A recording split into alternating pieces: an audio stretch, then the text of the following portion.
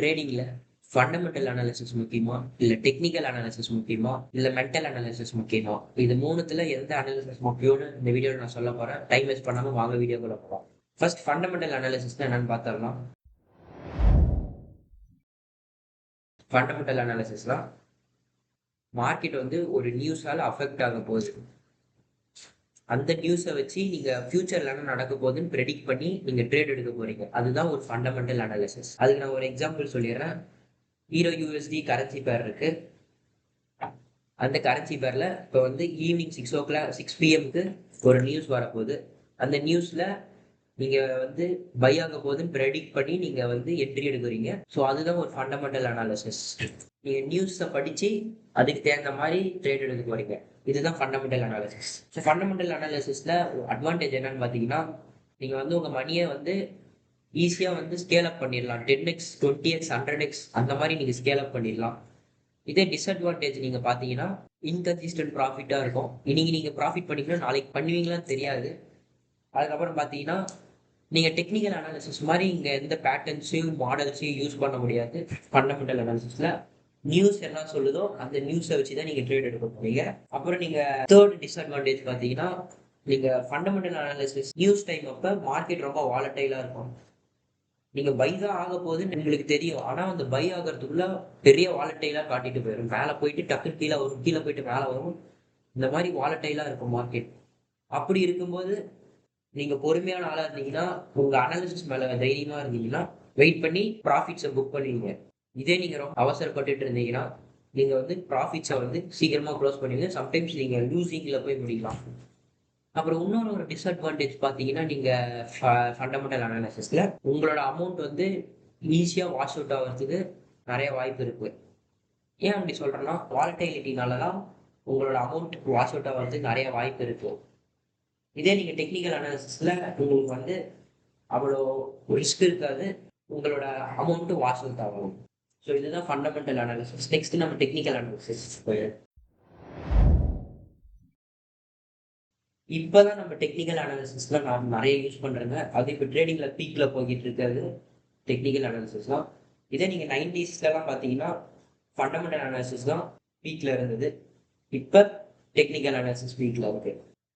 Technical அனாலிசிஸ்னா first என்னன்னு சொல்லிடுறேன். Technical அனாலிசிஸ்னா நீங்க வந்து ஒரு கரன்சியோட ப்ரீவியஸ் டேட்டாஸ், ப்ரீவியஸ் சார்ட்ஸை பார்த்து ஒரு பேட்டர்னை நீங்க கண்டுபிடிக்கிறீங்க. For example break out pattern நீங்க கண்டுபிடிக்கிறீங்க. அந்த பிரேக் அவுட் பேட்டர்னை யூஸ் பண்ணி தான் நீங்க ஃபியூச்சர்லயும் ட்ரேட் பண்ண போறீங்க. அதுதான் வந்து டெக்னிக்கல் அனாலிசிஸ். இதுல என்ன ஒண்ணுன்னா, டெக்னிக்கல் அனாலிசிஸ் நீங்க யூஸ் பண்ணீங்கன்னா கன்சிஸ்டன்டா ப்ராஃபிட்டபிளா இருக்கலாம். நீங்க வந்து அதே மாதிரி பாஸ்ட் யூஸ் பண்ண பேட்டர்னை நீங்க ஃபியூச்சர்லயும் யூஸ் பண்ணலாம், அதுக்கப்புறமும் யூஸ் பண்ணலாம். ஆனா இது ஃபண்டமெண்டல்ல நீங்க அப்படி யூஸ் பண்ண முடியாது. இதுதான் வந்து அட்வான்டேஜ் டெக்னிக்கல் அனாலிசிஸ்ல. ஸோ கடைசியா தான் மென்டல் அனாலிசிஸ். என்னை பொறுத்த வரைக்கும் மென்டல் அனாலிசிஸ் ரொம்ப முக்கியம். ஏன்னா மென்டல் அனாலிசிஸ் பண்ணாதான் ட்ரேடிங்ல ப்ராஃபிட்டே பண்ண முடியும். நீங்க ஃபண்டமெண்டல் யூஸ் பண்ணுங்க, டெக்னிக்கல் யூஸ் பண்ணுங்க, கடைசியில உங்களுக்கு மென்டல் அனாலிசிஸ் தான் ரொம்ப முக்கியம். சரி, உங்ககிட்ட நான் ஒரு கேள்வி கேட்கிறேன். எது வந்து ஒரு ப்ராஃபிட்டபிள் ட்ரேடரையும் ஒரு லூசிங் ட்ரேடரையும் பிரிக்குது? ஒரு ப்ராஃபிட்டபிள் ட்ரேடர் ஆர் ஒரு ப்ரோ ட்ரேடர் அவங்க கிட்ட ஒரு ஆட்டிடியூட் இருக்கும். அந்த ஆட்டிடியூட் நீங்க பாத்தீங்கன்னா கன்சிஸ்டன்டா இருப்பாங்க, டிசிப்ளினா இருப்பாங்க, அண்ட் ஃபோக்கஸோட வேலை செய்வாங்க, கான்ஃபிடென்ட்டா இருப்பாங்க. அவங்களோட எமோஷனை அவங்களுக்கு நல்லாவே கண்ட்ரோல் பண்ண தெரியும். அப்படிப்பட்டவங்க தான் ஒரு ப்ரோ ட்ரேடர். இதே வந்து ஒரு noob trader or losing trader நீங்க பாத்தீங்கன்னா, டிசிப்ளின் இருக்காது, லேக் ஆஃப் டிசிப்ளின், ஃபோக்கஸ் இருக்காது, ஏதோ தானே ட்ரேட் எடுப்பாங்க, கான்ஃபிடென்ட்டா இருக்க மாட்டாங்க. அதே மாதிரி அவங்களோட எமோஷன்ஸையும் கண்ட்ரோல் பண்ண மாட்டாங்க. இது ஒரு லூசிங் ட்ரேடர் இப்படி இருப்பாங்க. ஆர் ஒரு நூப் ட்ரேடர். இதுதான் வந்து ஒரு ப்ரோ ட்ரேடரையும் ஒரு நூப் ட்ரேடரையும் வித்தியாசப்படுத்துது. நெக்ஸ்ட் நீங்க பாத்தீங்கன்னா, ஒரு பிகினர் ட்ரேடருக்கு இருக்கிற மிகப்பெரிய 2 ப்ராப்ளம்ஸ். அது என்னென்ன ப்ராப்ளம் நீங்க பாத்தீங்கன்னா, ப்ராப்ளம் 1 வந்து ஃபினான்ஷியல் ப்ராப்ளம், செகண்ட் ப்ராப்ளம் வந்து எமோஷனல் ப்ராப்ளம்.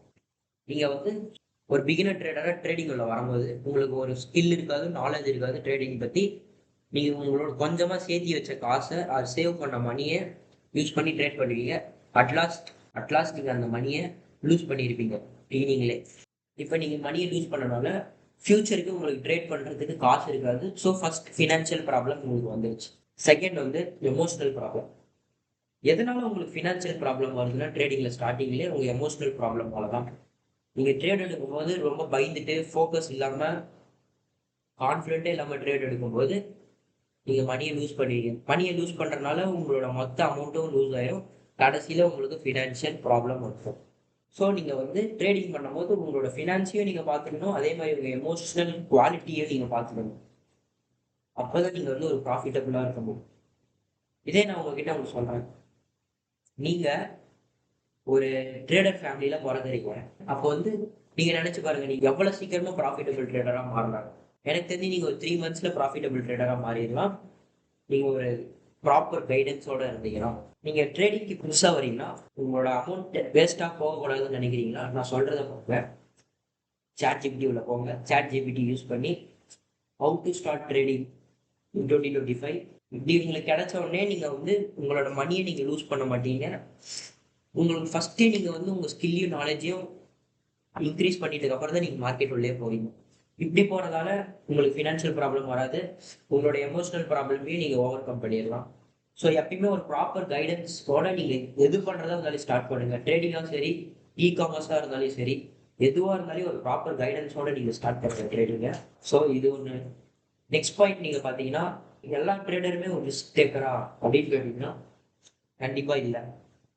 ஏன் இல்லைன்னு பார்த்தீங்கன்னா, ரிஸ்க் டேக்கர்னா என்ன?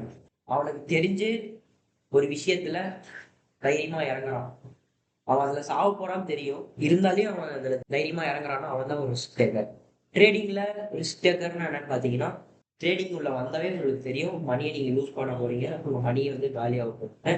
அதை தெரிஞ்சு வரவங்க தான் ரிஸ்க் டேக்கர். ஆனா வந்து எல்லாருமே ரிஸ்க் டேக்கர் இல்லை. ஏன்னா ஒரு ரிஸ்க் டேக்கருக்கு தெரியும் அவன் எவ்வளவு ரிஸ்க் எடுத்தானா அவன் தைரியமா இருப்பான். ஸோ கால்குலேட்டட் ரிஸ்க் எடுப்பான் ரிஸ்க் டேக்கர். ஆனால் பிகினர்ஸ் பார்த்தீங்கன்னா ஒரு கால்குலேட்டட் ரிஸ்க் இருக்காது.